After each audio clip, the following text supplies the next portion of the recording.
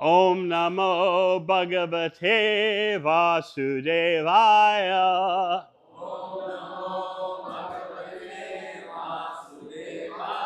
Om Namo Bhagavate Vasudevaya.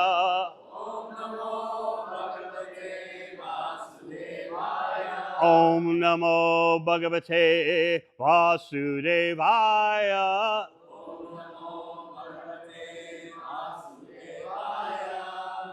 Srimad Bhagavatam, 3rd Canto, Chapter 32, text 34 through 36. We shall chant 34. Kriyaya Kratubir Dhanais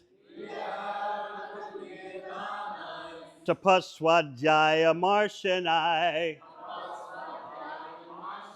Atmendriya Jayenapi Sanyasena Chakarmanam Kriyaya Kratubir Dhanais Tapaswadhyaya Marshanai Atmendriya Jayenapi Sanyasena Chakarmanam Kriyaya Kratubir Dhanais Tapaswadhyaya Marshanai Atmendriya Jayenapi Sanyasena Chakarmanam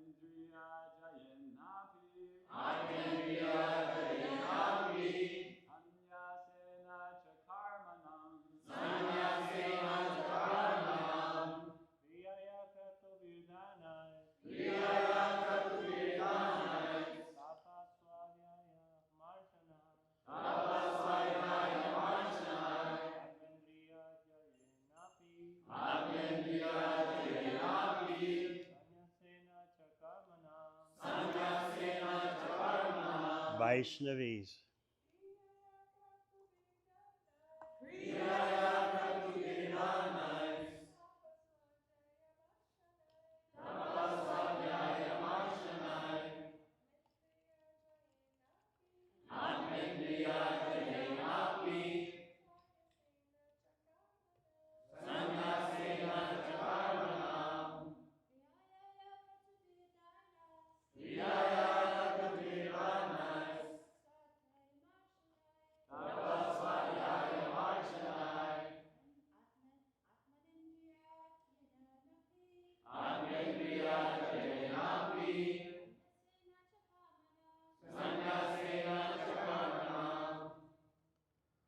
Kriyaya, by fruit of activities. Kratubi, by sacrificial performances. Danai, by charity. Tapa, austerities. Swadhyaya, study of Vedic literature. Marshanai, and by philosophical research. Atma Indriya Jayena, by controlling the mind and senses. Api, also. Sanyasena, by renunciation. Cha, and. Karmanam, of fruit of activities. Yogena, by yoga practice. Vivida Angena, of different divisions. Bhakti Yogena, by devotional service. Cha, and eva, certainly, he, indeed, dharmena, by prescribed duties, ubhaya chitnena, having both symptoms, ya, which, pravritti, attachment, nivrittiman, containing detachment, atma tattva, the science of self-realization, of abodhena, by understanding, vairagyena, by detachment, dridena, strong, cha, and iyate, is perceived, Bhagavan, the Supreme Personality of Godhead. A.B. by these, saguna, in the material world, nirguna, beyond the material modes, swadrik, one who sees his constitutional position. Translation. By performing fruitive activities and sacrifices, by distributing charity, by performing austerities, by studying various literatures, by conducting philosophical research, by controlling the mind, by subduing the senses, by accepting the renounced order of life, and by performing the prescribed duties of one's social order, by performing the different divisions of yoga practice, by performing devotional service, and by exhibiting the process of devotional service containing the symptoms of both attachment and detachment, by understanding the science of self-realization, and by developing a strong sense of detachment, one who is expert in understanding the different processes of self-realization realizes the Supreme Personality of Godhead as he is represented in the material world as well as in transcendence. So it's a long purport of Srila Prabhupada's mercy. We'll read part of it. As stated in the previous verse, one has to follow the principles of the scriptures. There are different prescribed duties for persons in the different social and spiritual orders. Here it is stated that performance of fruitive activities and sacrifices and distribution of charity are activities meant for persons who are in the household or order of society. There are 4 orders of the social system: brahmacharya, grihastha, vanaprastha, and sannyasa. For the grihasthas, or householders, performance of sacrifices, distribution of charity, and action according to prescribed duties are especially recommended. Similarly, austerity, study of Vedic literature, and philosophical research are meant for the vanaprasthas, or retired persons. Study of the Vedic literature from the bona fide spiritual master is meant for the brahmachari, or student. Atmendriya Jaya, control of the mind and taming of the senses, is meant for persons in the renounced order of life.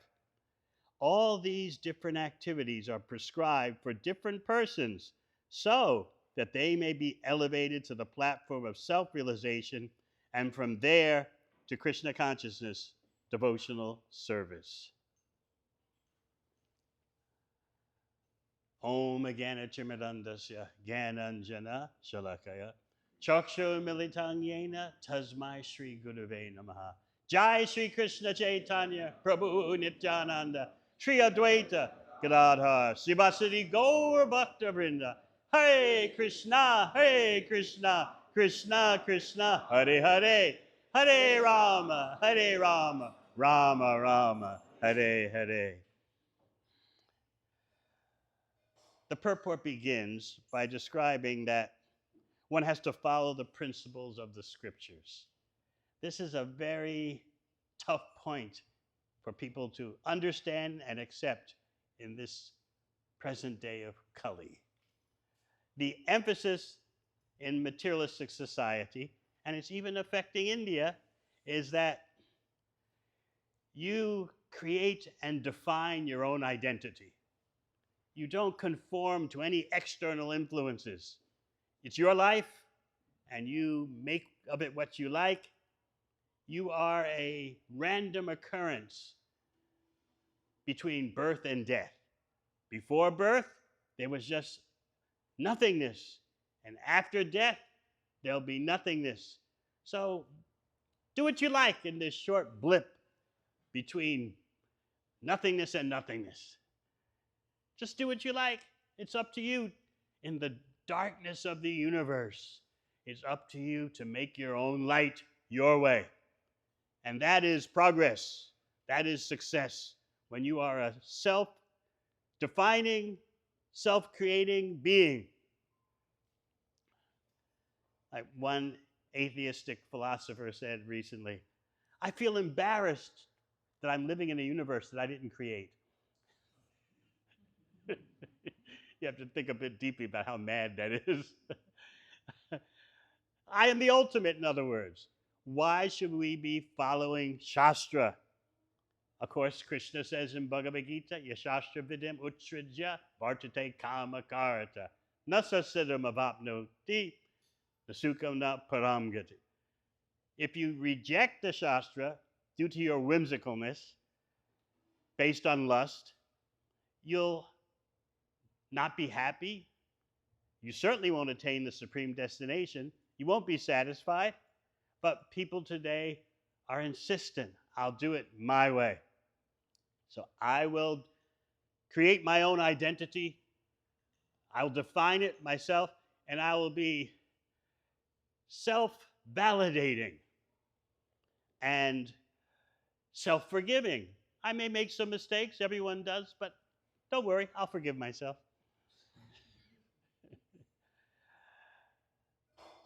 This illusion is very difficult to sustain.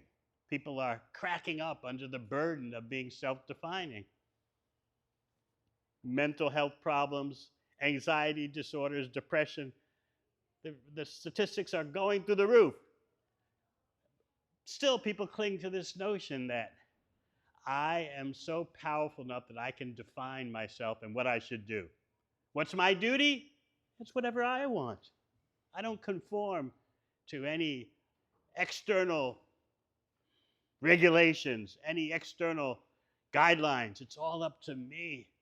These are modern times. Why should we be so primitive to adhere to Shastra? What's the situation? It's me and my senses. How can I please my senses in the moment and also for the next moment? And that's about it. Under this false burden of self-defining, people are collapsing. They're fragmenting their families, their neighborhoods, their societies are breaking apart because everyone is realizing it's everybody for themselves. That's it. So you see this happening more and more, just as Shukadeva Goswami predicted in the 12th canto. Kalena balina rajan, nongshak yayur balam smriti. With each passing day of the age of Kali, there's a diminution of dharma, truthfulness, cleanliness, austerity, mercy. Why? By the force of time. So instead of progress, what you're actually seeing is the breaking down of the internal well-being of human beings, because they don't accept any Shastra guidelines. Even if they claim to be very religious, they follow practically no guidelines for their behavior. So what is a devotee to do amidst such circumstances? The Vedic system is so delineated. Of course, in this stage of the age of Kali, we can't follow the Vedic guidelines per se, rule for rule. But we should at least understand that we're meant to be regulated. We're meant to follow directives. And that point is getting so difficult for people to accept. Who are you to tell me what to do? Spiritual means make things your own way. I remember one New Age preacher said, how do you judge what's the spiritual path that's right for you? Find the path with the least rules and regulations. And that means you won't have rules and regulations pressing down on you, so automatically you can float up to the spiritual platform. Of course, that is completely ridiculous, but just we must search our hearts to see how much we're being affected by this. Just because we can't follow rule by rule everything in the Vedic civilization doesn't mean we throw away all guidelines. Then we'll just be very cheap. We'll just tell people, just believe. It doesn't matter how you behave. Just believe. But that is not what Srimad Bhagavatam is pointing out. So we get some idea of what a real human civilization is. And that is so beneficial, just to have a glimpse of what reality is. And so therefore, these verses are outlining the various processes and activities for each ashrama. So for the brahmachari is meant to study the Shastra under the guidance of the Guru. That point is made again and again. Of course, we have Srila Prabhupada's books, foundational. And then we have our spiritual master helping us to apply what are in Prabhupada's books. And then what about grihastas? The preeminent activity for grihastas is charity. Always giving, giving, giving. Giving doesn't simply mean money. It means time also. As they say in the wild world, time is money.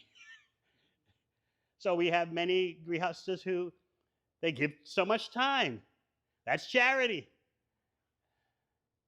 And then for the vanaprasthas, austerity. The idea is in the vanaprastha stage, ideally you've done 25 years or so in marriage, the kids are growing up, and you can just focus on living austerely and studying the Vedic knowledge. And for sannyasis, their occupational duty is atmendriya jaya, conquering the mind and senses. That's a full-time occupation, believe me. It takes focus, it takes deliberation, but that is a legitimate occupation at the top of human society. Atmendriya jaya, controlling the mind and senses. So in this way, we can understand at least a glimpse of what a real human society is. And that real human society gives everyone a chance for understanding Krishna. You see, we are actually Bhakti supremacists. We recognize glimpses of Bhakti here, glimpses of Bhakti there, but we also know what the ultimate goal is, pure Bhakti. We recognize in this religion, in that culture, there may be a glimpse of Bhakti, but we're looking for the love supreme, pure Bhakti. That's our goal. So in this way, we are simultaneously sectarian and universalist. We are sectarian because we know what the standard is, pure devotional service. We are aiming for that standard. We're holding that above our head and striving for it. At the same time, we're universal because we can see in the teachings of Christ, he taught bhakti, some elements in a very simple way. Islam, there's a little element of bhakti taught in a very simple way. We recognize and applaud all that. But as bhakti supremacists, we want the ocean of bhakti. Otherwise, what's going on in the world today? Kama Sindhu, the ocean of material desire. The Western way is to drown in that ocean of material desire and think you're going to be satisfied. And the classic Indian way is not Kama Sindhu, but Kama Bindu, drop by drop of lust. A little bit here, a little bit there, but don't drown in it like the Wild West. Of course, now India is also changing. Everyone is making progress according to Kali Yuga standards. So everyone is attracted to the Kama Sindhu, the ocean of material desire. This is a great tragedy. When you have no idea of guidelines, regulations, you go off the rails.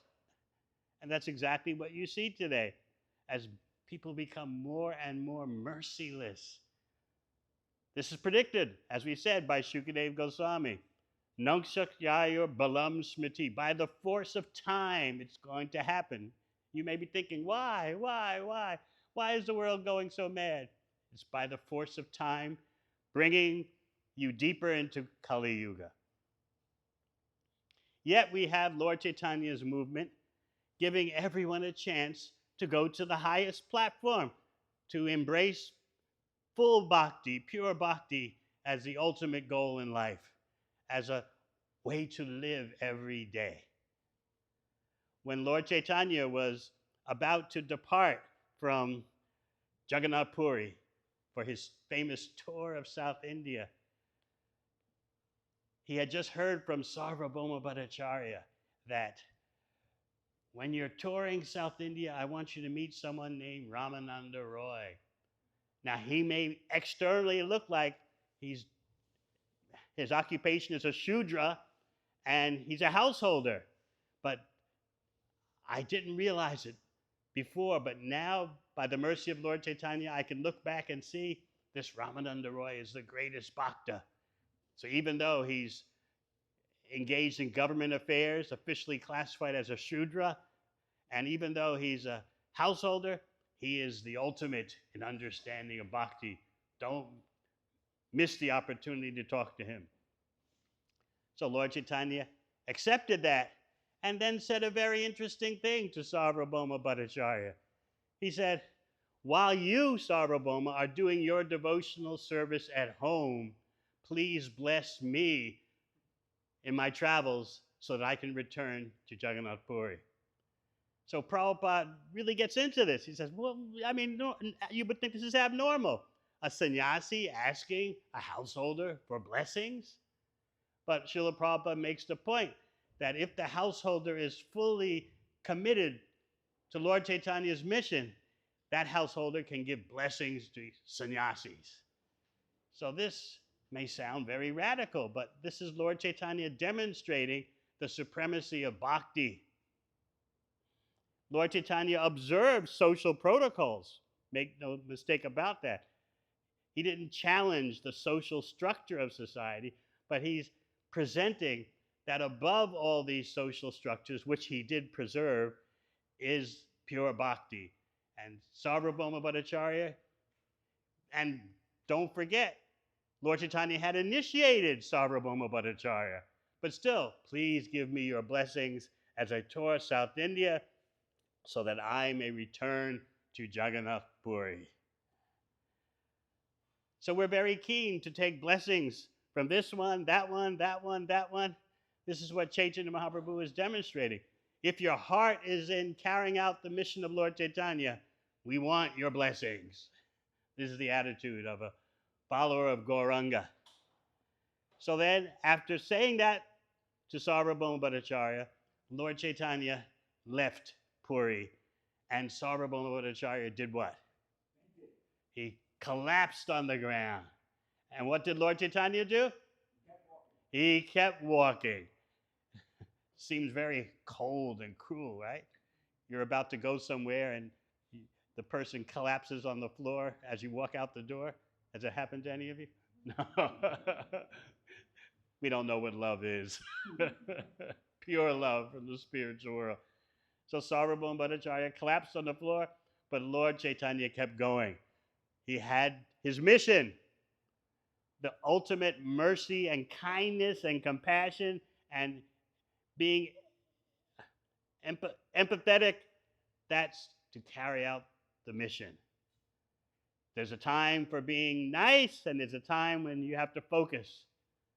Just like when Prabhupada came to Los Angeles and was very demanding, very, you might say, heavy, Where are the books? Where are the books? Where are the books? So there's a time for being sweet, and there's a time for focusing on carrying out Krishna's order. So Lord Chaitanya was going to South India to liberate everyone there. Sarvabhauma Bhattacharya was overwhelmed, feeling separation even before Lord Chaitanya walked out the door. So as Mahaprabhu walks out the door, Sarvabhauma Bhattacharya collapses, and Nityananda and the others have to help him up while Chaitanya Mahaprabhu just keeps on going. So Mahaprabhu, accompanied by some devotees, went to where next? Alalanath. And there he exhibited ecstatic dancing, ecstatic symptoms, body trembling, tears pouring from the eyes. People from all around joined in the kirtan. He did that for some days and then proceeded further on his way to South India. And this time it was the Nityananda and the other devotees who were in disarray because Lord Chaitanya is leaving just accompanied by one Krishnadas. So then you have the system that Mahaprabhu demonstrated for how to conquer the miseries of the age of Kali. Whoever crossed his path, Lord Chaitanya would inspire them to chant, Hari, Hari, and then he would embrace them, and the person would be surcharged with prema bhakti. And that person, as you know, would go back to his village, and whoever met that person would be surcharged with prema bhakti. And then people from other villages would come and associate with that village, and they would become surcharged with prema bhakti. And this way, Lord Chaitanya flooded all of South India with Krishna consciousness. So he came to one place in South India called Kurma Sthala or Kurma Kshetra. And a very interesting thing happened there. Lord Chaitanya went to the home of one person referred to in Chaitanya Charitamrita as Kurma Brahmana. He invited Mahaprabhu, please come for lunch.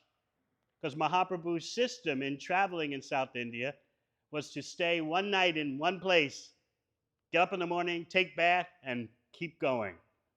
He's demonstrating how to be a sannyasi. So Kurma Brahmana said, please come to my home for lunch. And Lord Chaitanya did. And before lunch, Kurma Brahmana had his whole family worship Lord Chaitanya, offer puja, and then wash his feet. And then they would all drink the water that had washed the feet of Gauranga. And Kurma Brahmana told Lord Chaitanya, your lotus feet are meditated on by Lord Brahma. And now those same lotus feet are in my home. Now my janma, my kula, my dana, my birth, my family, my wealth is all maximally successful because you are here. So evidently, this Kurma Brahmana was very wealthy, but yet he's recognizing, now the real wealth is in my home. He had the good birth, the aristocratic birth of being a topmost Brahmana. He had the janma. He had wonderful family life. He had the kula, and he had the dana. Somehow or other, he had the money. But he recognized, now my life is truly successful, regardless of all these material qualifications, which actually, separate from Krishna, just make a burning in the heart. Because your material qualifications and assets cannot protect you from the miseries of material existence.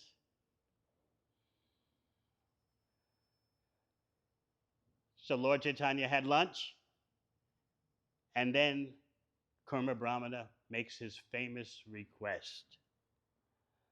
I can no longer tolerate the Vishaya Taranga, the waves of material existence, the waves of sense gratification. I can't take it anymore. Let me go with you. I want to go with you now, right now. I want to drop everything. And what was Lord Chaitanya's famous response? Huh? Not yet. He said, we're getting to that. Brigapati Prabhu was ready, always ready for action. He said, don't speak like this. Stay at home and chant the Hare Krishna mantra. So what do you mean, don't speak like this? He wants to join Lord Chaitanya. But Lord Chaitanya is looking at how the whole world can practice Krishna consciousness. If everyone thinks they've got to leave home on the spot, and that's the way the Sankirtan movement will go on, it's not going to happen. So then Lord Chaitanya spoke that very famous verse. Sing it out, Brigapati Prabhu. Guru Hoya Taro Desh. Wherever you go, whomever you meet, teach the science of Krishna on my order. So Srila Prabhupada takes great effort to emphasize that this is how everyone can be Krishna conscious. Worship and serve Lord Chaitanya with their heart and soul while at home. But he said, with your heart and soul. It doesn't mean superficially, it doesn't mean just lip service. It means put your heart and soul, your life, into serving Gauranga Mahaprabhu while you're at home. And in that way, bhakti will spread. This is a very essential instruction. And Lord Chaitanya told him, he told the Kurma Brahmana, if you do this, practicing bhakti at home, dedicating your life to helping others be Krishna conscious, while at home, if you do this, we'll meet again. In fact, if you do this, we'll always be together. So this is a very key instruction, so much so that Srila Prabhupada in the purports tells us this is how you can create Mayapur and Navadvip and Vrindavan anywhere. This is the peak potential of following Lord Chaitanya's order. That you may think, I'm in Los Angeles, I'm in New York, I'm here in Paris, London. No, if you put your heart and soul into making your home a basis for pleasing Lord Chaitanya, then you are in the Dham. How could that be? This is Los Angeles? How could I? Of course, Bhaktivinoda Thakur demonstrates that peak potential as the perfection of household life. He's in the song Shuddha Bhakata Charana Renu, Bhajana Anukula. He describes how he's doing arti at home and sees his whole house turn into Goloka Vrindavan. Now, we don't expect that you will do that overnight, but he's showing you the peak potential. You can't dismiss that. Oh, that's just Bhaktivinoda Thakur. It's never going to happen to anyone else. He's showing you this is a possibility. Just like someone who goes to the university for a bachelor's degree could get a PhD. So Bhaktivinoda Thakur is showing you this is the peak potential. Now you'll say, but that peak potential is so far away from us. But what does Krishna and Uddhava discuss in the 11th canto? That pure devotional service is so powerful that by doing it, you get the topmost benefit. By hearing about it, you get the topmost benefit. By just desiring, yes, I want to be like that, you get the topmost benefit. So this is the reality of Lord Chaitanya's mercy, which can become, by your application, become so extraordinary that you realize, because I'm Yare Deko Tare Koho Krishna Upadesh, wherever I go, whomever I meet, I'm teaching the science of Krishna. Doing that with heart and soul transforms your home and transforms your city. It's very, very fascinating. Prabhupada's principle of how to create Vrindavan and Navadvip anywhere. So again, you'll think, oh, this is so far beyond us. We're just struggling, trying to keep from being laid off by AI and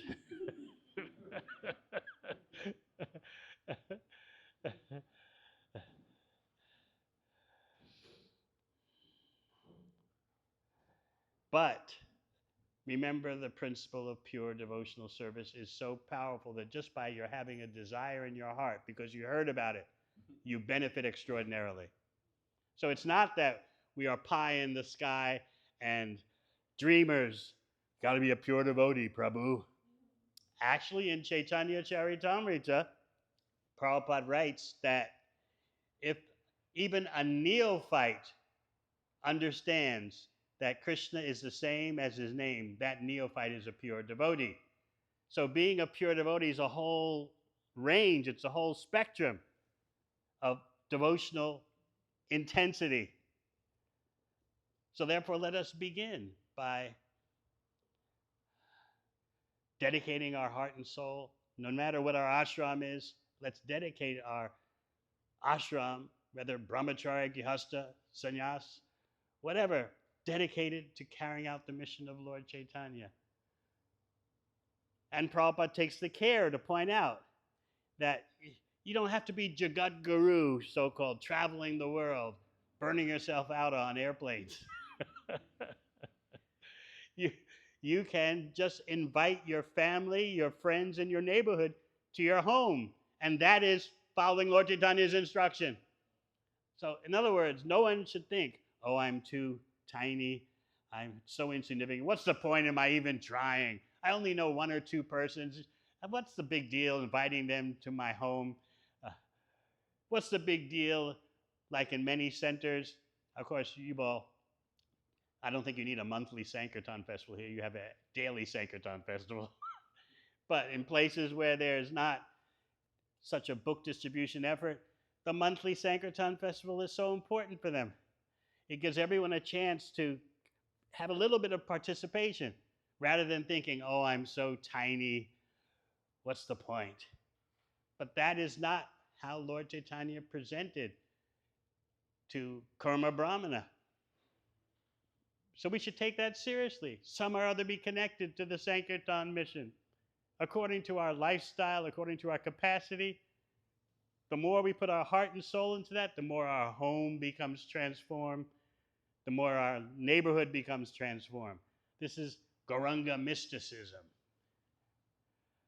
So there are many different processes given in this verse, instructions meant for different ashrams.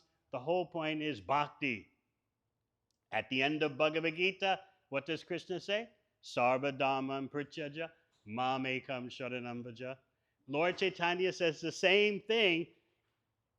Seems different, but it's the same thing. Wherever you go, whomever you meet, teach the science of Krishna. That is surrendered to Krishna. So in this way, we can see possibilities for everyone. Hare Krishna. Thank you very much. Any questions?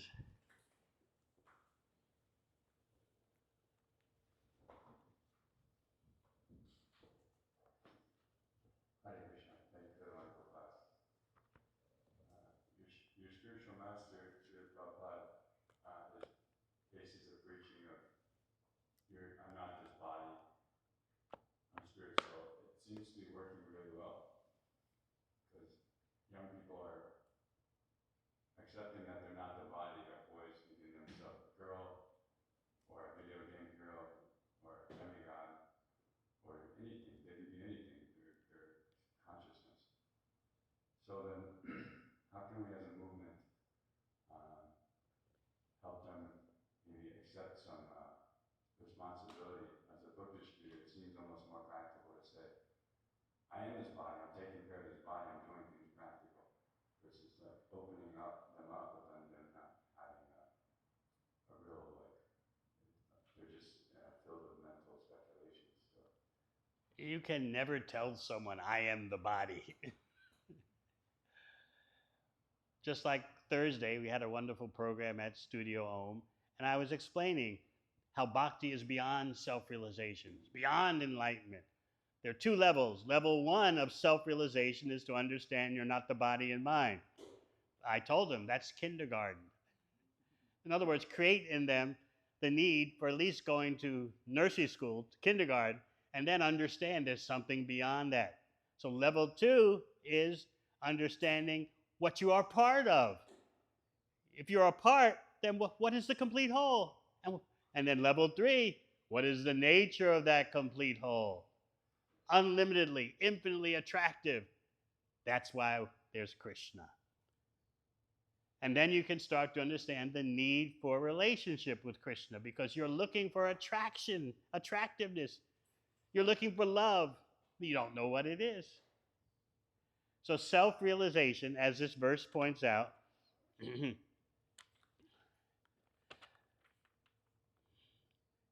one who is expert in understanding the different processes of self-realization. The culmination of self-realization is Krishna consciousness, bhakti. Again, we are bhakti supremacists, but we are not fanatics. We can show how there's a little bit of bhakti here, a little bit of bhakti there, and here is the reservoir of bhakti. Actually, you bring up people today, what are they thinking? What are young people today thinking? I saw the latest polls which say that the vast majority of Americans think that there's something beyond the body. They just don't know what it is.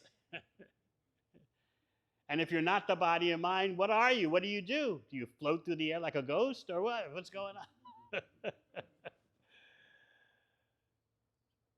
So that understanding of the different levels of self-realization brings you right to Krishna. As bhakti supremacists, we say the topmost form of Krishna, the topmost form is Bhagavan Sri Krishna, and the topmost spiritual practice is bhakti. Anything else? Thank you for the wonderful class. You mentioned like by outside influence in schools in the modern world, you are taught how to be independent. But then how do I convince my mind? How do I train my mind to depend on Krishna? That it is okay, that it is necessary, that it is perfect to depend on Krishna. You need to educate yourself constantly. That's why our program is daily hearing Srimad Bhagavatam. Otherwise, you'll be like your parents who say, oh, it's nice you're going to the temple, but not too much bhakti. In other words, what they're saying, whether they know it or not, is bhakti is subordinate to karma kanda. The first thing is make the money, have a nice family, like Kurma Brahmana was saying. I've got the janma, I've got the aristocratic Brahmana birth, I've got the kula, I've got a wonderful family, affectionate, and I have the dana, I have the wealth, but still I'm burning in the fire of material existence. So the Kurma Brahmana recognized that bhakti is the supreme, it can't wait for anything. But his mistake was, let me get out of here.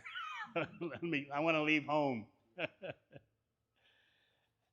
Now, there are cases in Chaitanya Leela when someone left home immediately to join with Mahaprabhu. It happened when Mahaprabhu was in Vrindavan.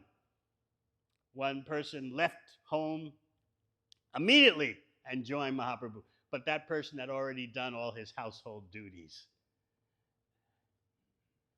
Anything else? Yes, Brigupati Prabhu.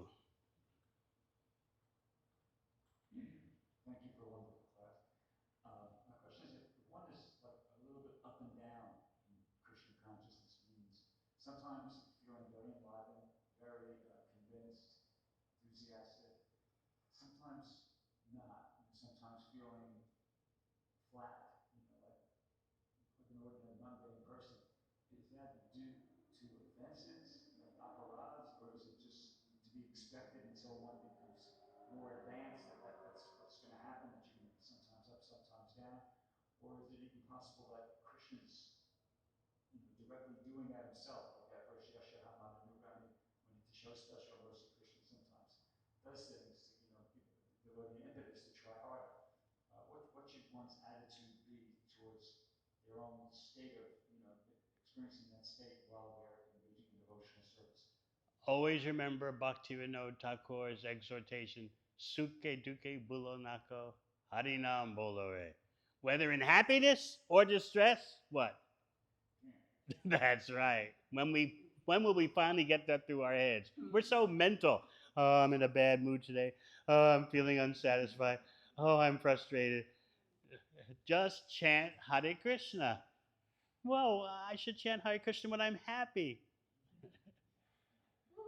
Like one poor devotee, he's having a tough time in his bhakti lifestyle. He told me that you you shouldn't chant 16 rounds because you can't chant without offense. So to avoid offenses, don't chant.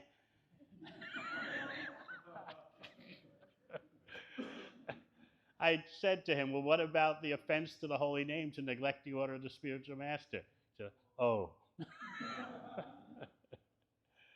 Because his point was that until you can chant with perfect attention, why this emphasis on chanting 16 rounds? Because you're not having the quality of offenselessness. But I said, the founder Acharya has asked us, requested us, and we promised to chant at least 16 rounds. So quantity means something. His point was quantity is not important, so dismiss the whole thing until you can open your mouth and chant without offense. Then you can start chanting japa. So many crazy delusions are in the world these days. So whether you are in happiness or distress, chant Hare Krishna. And in fact, if you're smart, if you've been reading Bhagavatam sufficiently, you know how to use distress to push you closer to Krishna. That's perfect yukta vairagya, how to engage everything in Krishna's service. Health challenges, financial challenges, relationship challenges, AI challenges. That's very common these days. Everyone's in anxiety. I've been told that unless you're at the top level of the corporate world, you don't know. You could be replaced any moment. Even your top management, but unless you're at the very top level, you're in anxiety. So use the crisis to drive you closer to Krishna's feet. That's Queen Kunti Devi's process. She's so expert at that, she says what it would be difficult for us to say. Let these calamities happen again and again. Well, we don't want to pretend to be on that platform, but at least we can say, when the calamities inevitably come, let me use them to push me closer to Krishna's lotus feet, to take more shelter of chanting Hare Krishna. That is the victory. And I'll conclude by saying everyone needs their own personal spiritual victory of how you chanted your way through any situation, whatever. You took more shelter of Krishna's holy name, and that way you made it through. You'll never forget that. Everyone needs their own personal victory of chanting Hare Krishna, carrying them through a tough situation. Thank you very much. Hare Krishna.